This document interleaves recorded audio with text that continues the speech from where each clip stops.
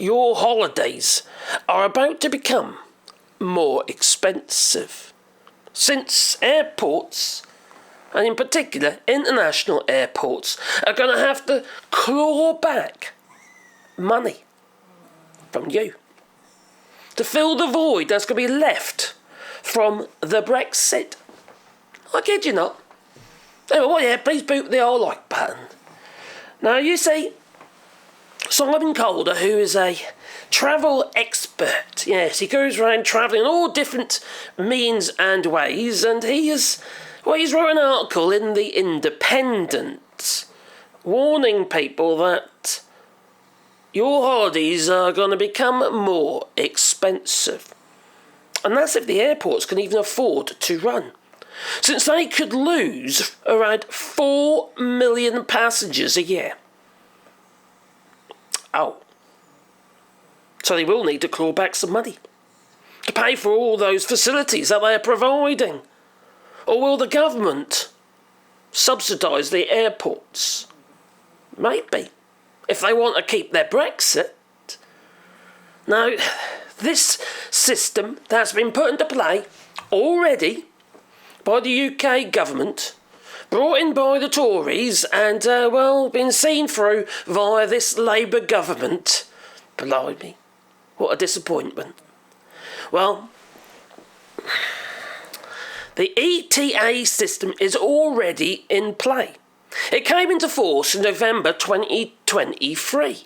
Now, you might not have noticed. Yeah, you can say, what the hell is he talking about? Oh, I ain't had to do no ETA visa scheme. No, you haven't. Not yet. But you will.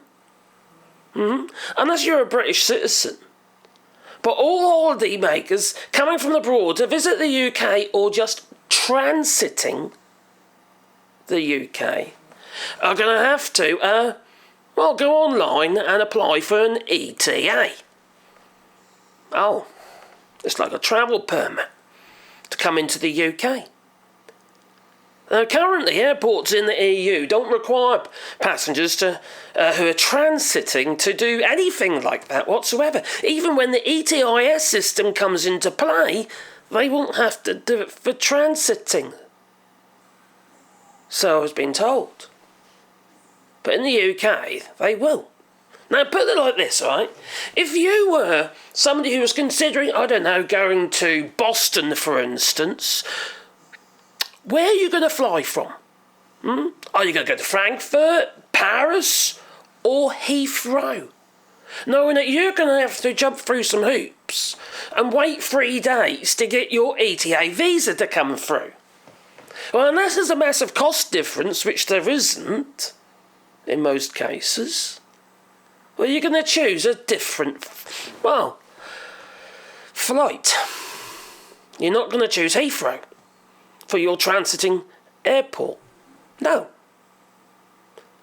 Now, since this system's been in play, already it's been calculated that they've lost 90,000 passengers already. Now, considering it's a pilot scheme that's running at the moment. As like I say, it's been running since November 2023, and it's for, crikey, gets right in my head now, Bahrain, Kuwait, Oman, Qatar, Saudi, and the UAE, United Arab Emirates. 90,000 passengers just there for transiting flights, or flights coming in to the United Kingdom. Now, if the airports make a mistake, if they don't make sure that there's an ETA that's been done and certified and gone as well, so you've got to do, an rectal exam. Well, they're at risk of fines of £2,000.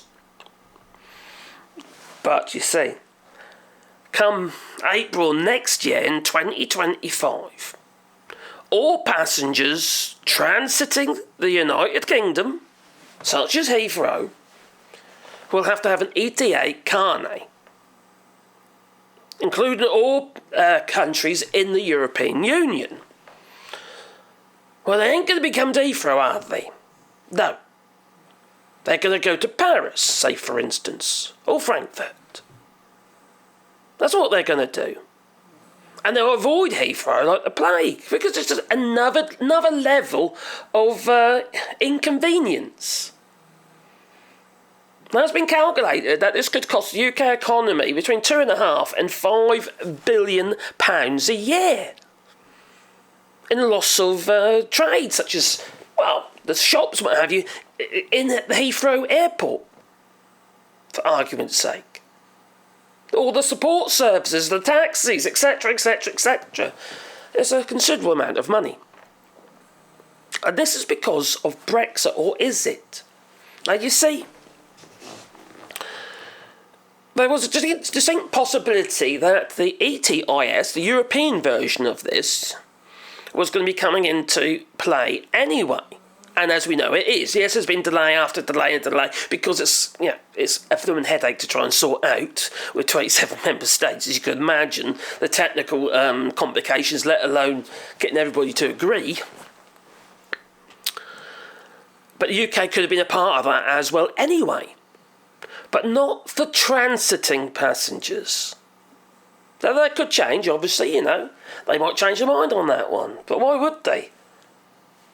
It doesn't make any sense why you require an ETA if you're transiting the country. You don't need the airport.